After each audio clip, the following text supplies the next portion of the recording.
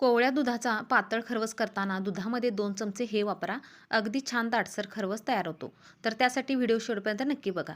हे दूध म्हैस आल्यानंतर 4 दिवसाचे हे दूध आहे. आता हे दूध सुरुवातीला आपल्याला गाळणीने गाळून घ्यायचं आहे आणि या दुधाला आपल्याला उकळी काढून घ्यायची आहे. दुधाला उकळी यायला लागली की यामध्ये आता आपल्याला चवीसाठी गूळ घालून घ्यायचा आहे. इथं मी अर्धी वाटी गूळ वापरलेला आहे.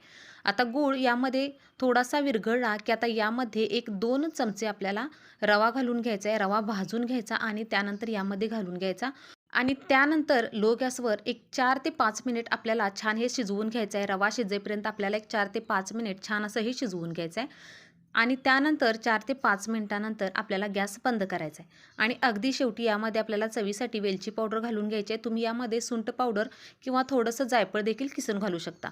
तर अशा पद्धतीने कोवळ्या दुधाचा छान दाटसर असा खरवस इथं तयार झालेला आहे. तर व्हिडिओ कसा वाटला कमेंट करून सांगा आणि आवडल्यास नक्की सबस्क्राईब करा.